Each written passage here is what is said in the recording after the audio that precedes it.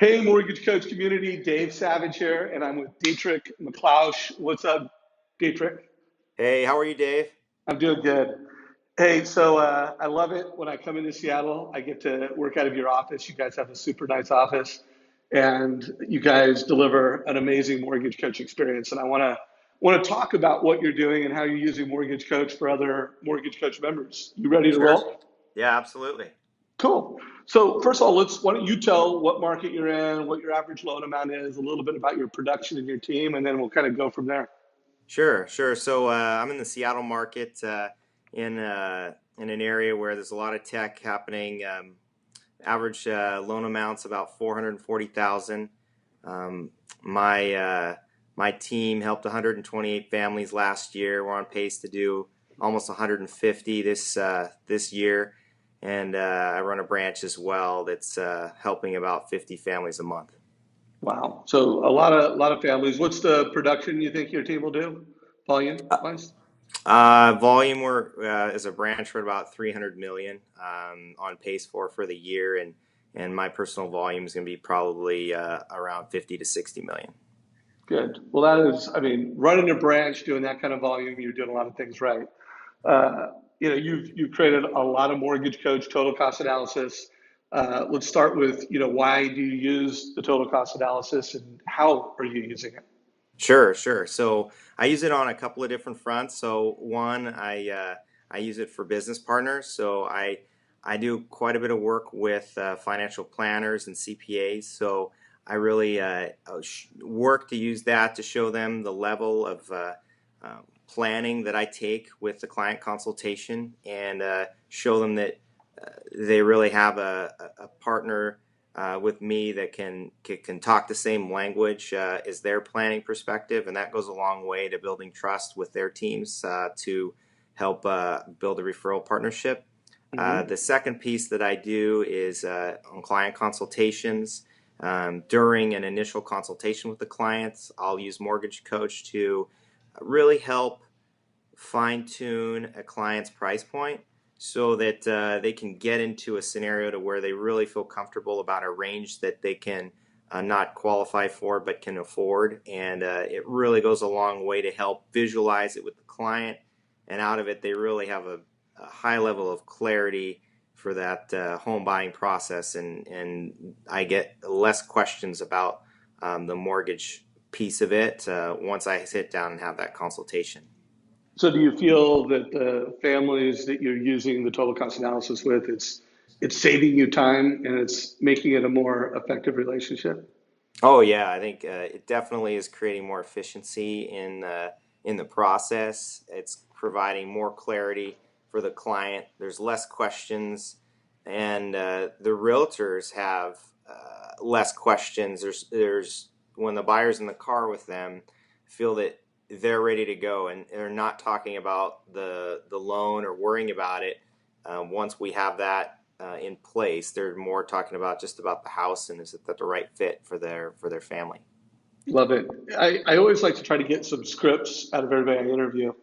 And so I would love to know, what does it sound like to the borrower before you give them the total cost analysis? What do you say to them so that when they get the link, they're like fired up? They're clicking on it, they get value from it.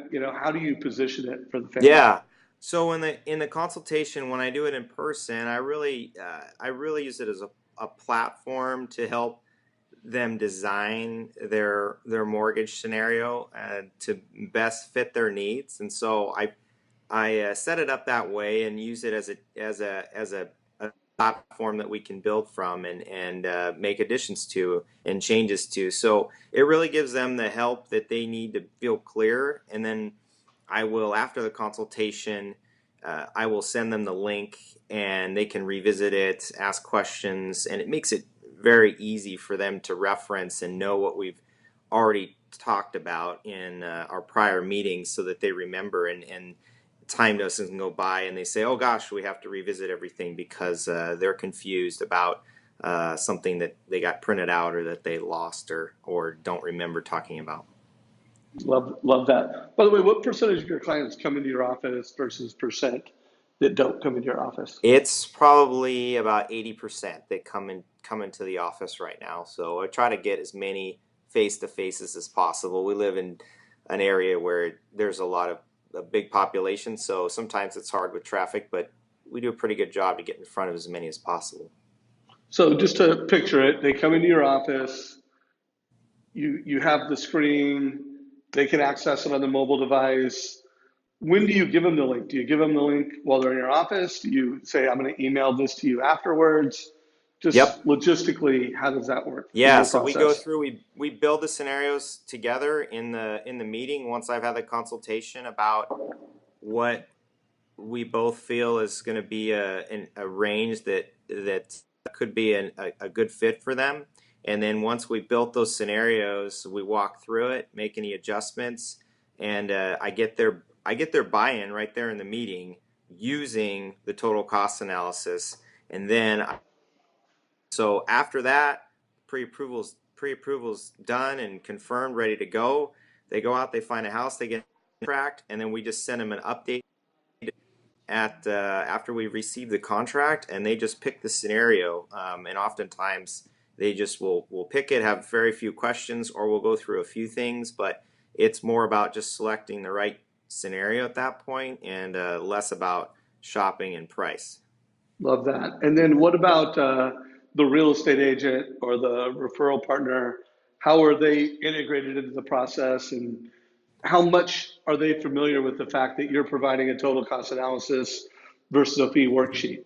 How Yeah. well educated are your partners on that? Yeah, so what I try to do for real estate agents, whenever I can, I get them in the office and I actually show them a consultation that I'll walk the clients through so that they really can get a thorough understanding about what the process looks like. And I think when I do that for the real estate agent, it really gives them the confidence that their client is getting taken care of, that they're getting proper, um, full big picture advice, and they feel more confident referring those transactions, knowing when that they're going to get taken care of. Versus a realtor that I have uh, a good relationship, but they haven't seen that, and so they know me, but they don't really know what's behind it. So when they do that, it really gives them the confidence and trust, and then it's less about worrying about that, and less questions to me, and more about just referring more clients that they know are going to get taken care of. So I have interviewed a lot of top producers, and so often I hear that as the best practice is to get don't tell your realtor about how great you are. Get them into an experience. Hmm. If most of the people come into your office, do it that way. But however you're delivering your bar experience, you want the realtor to understand it. Another thing that I hear as a best practice is when you're positioning it for the realtor, yeah, they care about the family and they want to make sure the family is getting a higher quality advice, but they also just care about sales conversion, best agents, respect. Hey, I'm going to help make your conversion better. I'm going Yep. to help create urgency with move up buyers and first time home buyers.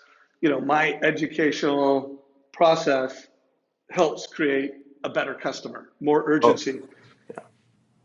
Did yeah. you were going to speak to that? It sounded Yeah, like you had I'd something to say say. particularly first-time home buyers. I find that when I do that consultation and I lay that out for first-time home buyers, the realtors spend much less time with that first-time home buyer. I mean, they might show them a bunch of houses to see what they like, but they don't spend all the other time that a lot of realtors spend on all loan questions, or them really scattered about their price point and what is going to be the right decision to help them narrow it down so that the buyer is super clear and they spend less time looking at a variance of property, and it really fine tunes it for them so that they can get clear on it and make a quicker, more confident decision. Yeah, we hear that all the time. Yeah. That a first time buyer that's gone through a total cost analysis and really looked at rent versus own, they are ready to go. Yep. Or, if based off of their assumptions, they're not ready to go, but at least they're not burning cycles with an agent when they're not ready to go. And I've heard that over and over. Yeah. What about the whether you call it a move up analysis or a cost of waiting analysis? Are you doing any of those types of strategies where it's like client, should you wait 6 months or should you do it now? Is that a strategy that you do at all? Yeah, I get that question a lot, Dave, and what I've done for that is really help the realtor understand work, not the realtor understand, but the client understand what the realtor is telling them in how the market's moving, because they can say that, but if they don't have the numbers to really show them that information, and the client has a hard time grasping if that's really something that they need to be concerned about, or if the realtor is just saying that. But when I'm throwing numbers behind it with that analysis, it really gives the client an eye-opening experience to say, "Oh my gosh, the numbers really do speak for themselves," and it's a lot of times clients, it's clear to them that say, "Hey, waiting oftentimes isn't the best choice, especially in a market that's moving at any moderate appreciation pace." Yeah, no doubt. And so, when you think of all the different features that Mortgage Coach has, whether it's add a video, the live, the graphs and charts, the alerts, what are your favorite features, or call it superpowers? What do you like the most about how Mortgage Coach helps you?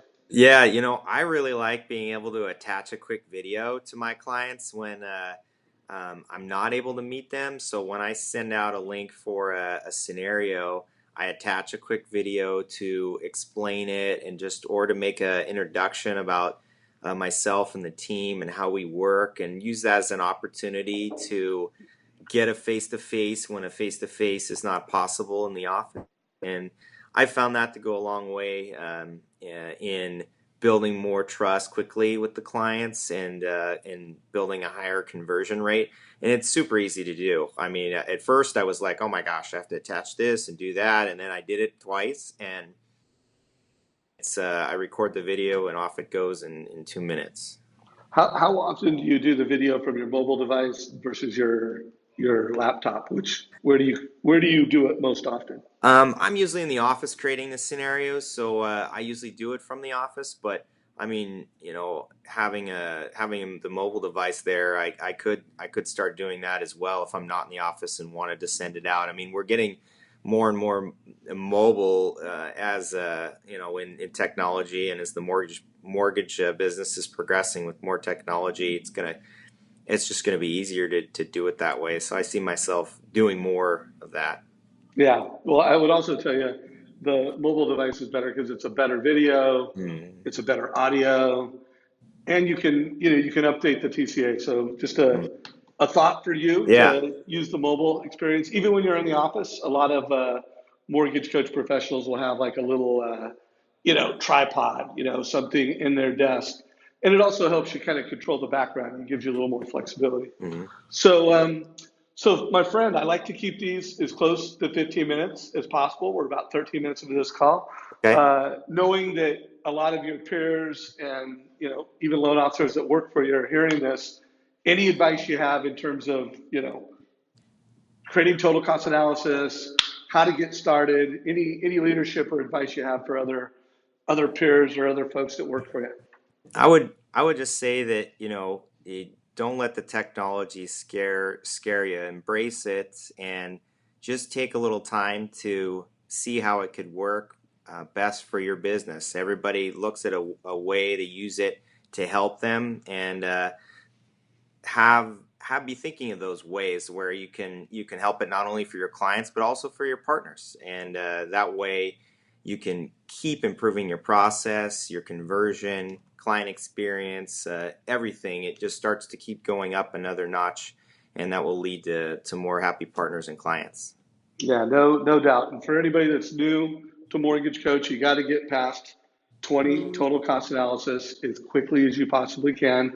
The first five are tough, but somewhere past 10 to 20, depending on your keyboard skills and how much you like technology and technology likes you.